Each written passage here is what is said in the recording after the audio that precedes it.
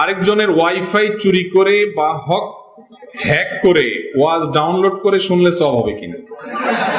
এই প্রশ্ন কি দুষ্টামি করে কেউ দিছে নাকি আল্লাহ জানে, নাকি সত্যি জানার জন্য দিছে? যাই হোক ভাই, আমি একটু আগেই বললাম কোন প্রশ্নই ছোট না। দিন সম্পর্কে, হালাল সম্পর্কে জানার জন্য কোনো প্রশ্নই ছোট না। এই প্রশ্নটাও গুরুত্বপূর্ণ, কোনো প্রশ্নই অগুরুত্বপূর্ণ না।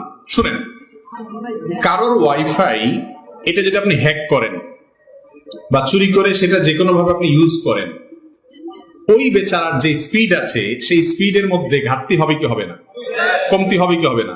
তাহলে তার ক্ষতি হলো না?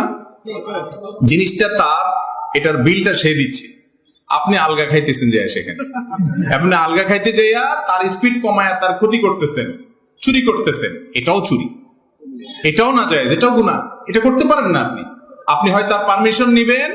হ্যাঁ, কিছু কিছু ওয়াইফাই আছে ওপেন, এয়ারপোর্টের বিভিন্ন জায়গা, পাবলিক প্লেসের অনেক ওয়াইফাই আছে, বা অনেকে ব্যক্তিগত ওয়াইফাই ওপেন রাখছে যে কারো যদি লাগে তার অসুবিধা নেই, ভিন্ন কথা। কিন্তু সে একটা পাসওয়ার্ড দিছে, তার মানে সেটা সবাইকে দিতে চায় না। আপনি এটা হ্যাক করলেন, করে আপনি ব্যবহার করলেন, প্রশ্ন আপনি লিখলেন, আবার যে ওয়াজ শুনছে, যদি বাদরামো করে প্রশ্ন দিয়েও থাকেন, তারপরও বলবো যে যদি এটা দিয়ে আপনি ওয়াজও শুনেন